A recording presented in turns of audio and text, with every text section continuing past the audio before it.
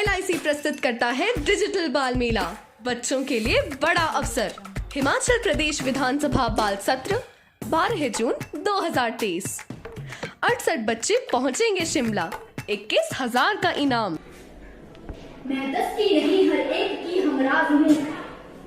बात कहने की दिशा में एक नया अंदाज हूँ। दिल या कानों की जगह मस्तिष्क से सुनिए मुझे, क्योंकि मैं अपना नहीं इस देश की आवाज हूँ, उस देश की आवाज हूँ। आदरणीय अध्यक्ष महोदय, सम्मानित मंच, श्रेष्ठ नायक मंडल एवं प्रबुद्ध श्रोताओं, मैं आप सभी को मेरा नमस्कार। मैंने यहाँ government senior secondary school Kakira की छात्रा आज आपके समक्ष राजनीति में धन बल के बढ़ते प्रयोग को लेकर अपने विचार प्रकट करने आई हूँ। राजनीति में बढ़ते धन बल की प्रवृत्ति आज हम सबके लिए बहुत बड़ा मुद्दा है। चुनाव सुधारों के मद्देनजर पार्टियों, प्रत्याशियों और नेताओं द्वारा चुनाव खर्च में अपारदर्शी का मसला बहुत बड़ा मसला है और लोकतंत्र व्यवस्था के लिए ठीक नहीं है। एक हफ्ते से इस बारे में सिर्फ बातें ही हुई है, किसी ठोस उपाय की ओर नहीं पहुँच पाया है।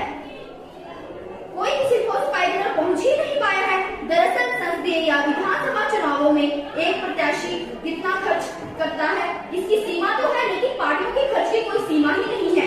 लोकसभा का चुनाव लड़ने के लिए एक प्रत्याशी अधिकतम 90 लाख रुपए खर्च करता है, जबकि राज्य के विधानसभाओं में चुनावों में यह खर्च अधिकतम 40 लाख रुपए है। लेकिन चुनावों के दौरान अक्सर देखने में आया है कि पार्टियां करोड़ों रुपए खर्च करती हैं, जिसका कोई हिसाब किताब नहीं है। प्रत्याशी भी अपना खर्च पूरा नहीं दिखाते, बल्कि अधिकतम सीमा से भी कम दिखाते हैं। अब जाहिर है जो करोड़ों खर्च करेगा, चुनाव जीतने के बाद उसकी भरपाई लोकतंत्र व्यवस्था को कहीं न कहीं आघात पहुंचाकर ही रहेगी और यहीं से कुछ घोटालों की शुरुआत होती है जो लोकतंत्र को कमजोर करते जा रहे हैं और आम जनता में राजनीति को लेकर हीन भावना का विस्तार हो रहा है।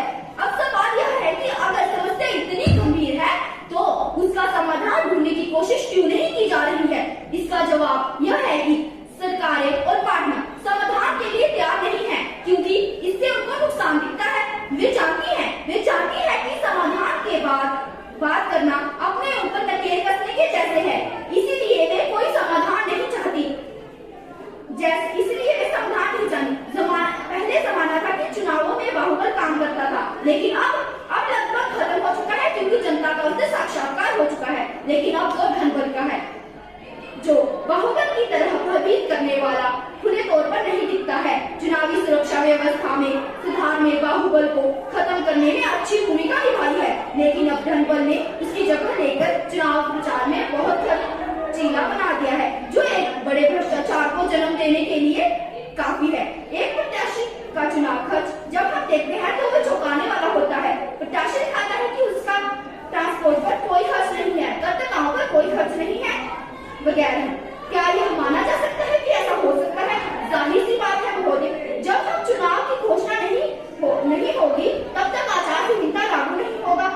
ऐसे में अगर पार्टियां 4 महीने या 7 साल पहले से चुनाव प्रचार शुरू कर देती हैं तो उनसे खर्च का हिसाब किताब होना चाहिए। चुनावों में धन बल पर लगा कसने के लिए चुनाव आयोग में कई कोशिशें की गई हैं, लेकिन फिर भी बिहार चुनाव करोड़ों रुपए जब्त किए गए। हमारे लोकतांत्रिक व्यवस्था के लिए यह बहुत ही घातक है। पार्टियों और चुनाव आयोग के बीच एक तरह से यह चूहे बिल्ली के खेल की तरह होता जा रहा है और कभी कभी तो ऐसा लगता है कि यह कभी खत्म ही नहीं होगा। और क्योंकि इसको लेकर भी कई तरह के विचार सामने आए हैं।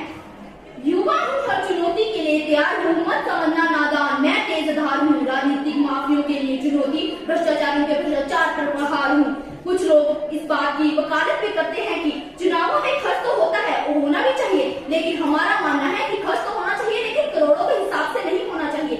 लेकिन वे यह नहीं समझते कि इससे लोकतंत्र को कितना नुकसान हो रहा है, या अगर समझते भी हैं तो उन्हें सिर्फ अपना ही फायदा नजर आता है। अपने फायदे के लिए वे पार्टियां एकजुट हो जाती हैं। चुनाव सुधार का मसला बहुत बड़ा मसला है, इसे लेकर एक बड़ी बहस की जरूरत है, लेकिन मेरे ख्याल से एक काम किया जाए तो कुछ सुधार हो सकता है। जिस तरह से आम आदमी के लिए हर कानून होता है, उसी तरह से पार्टियों का व्यक्तिकरण करके उस पर भी कानून लागू किया जाए। एक दूसरी महत्वपूर्ण बात यह है कि पार्टियां इंटरनल डेमोक्रेसी की बात होती है वह एक छलावा मात्र है। सबने अपने अपने संविधान बनाए हैं, लेकिन उन संविधानों पर चलता कोई नहीं है। राजनीतिक निहित तमाम स्वार्थ होने चलते लोग साम दाम दंड भेद के बूते में आना चाहते हैं। चुनाव चिन्ह से लेकर पब्लिक फंडिंग तक के सुझाव आए, लेकिन चुनाव में धनबल पर रोक एवं लगाम के स्थान पर उनका प्रभाव एवं महत्तम बढ़ता ही गया। चुनाव में धनबल के प्रभाव को रोकने के लिए गंभीर प्रयास 1974 में ताराखंडे समिति का सिटीजन फॉर डेमोक्रेसी का गठन करके दिया गया। चुनाव में धनबल के प्रयोग को लेकर शुरू से ही निर्वाचन आयोग भी चिंतित रहा। तत्कालीन मुख्य निर्वाचन आयुक्त श्री SP सेन वर्मा का विचार उल्लेखनीय है कि राजनीतिक भ्रष्टाचार ज्यामिति ढंग से बढ़ता रहेगा जब तक कि चुनावों में धनबल के अंधाधुंध प्रयोग पर प्रतिबंध नहीं लगेगा। राजनीति में अगर धनबल के प्रयोग पर अंकुश नहीं लगाने के लिए कोई कानून नहीं बनाया जाता है तो भारतीय लोकतंत्र की स्थिति तानाशाही में बदल जाएगी, जो कि भारतीय लोकतंत्र के लिए खतरा है। अंत में मैं अपनी वाणी को विराम देते हुए यही कहना चाहती हूँ कि जिंदा रहे चाहे जान जाए, जिंदा रहे चाहे जान जाए, वोट उसी को दो जो देश के विकास में काम आए, वोट उसी को दो जो देश के विकास में काम आए। जय हिंद, जय भारत।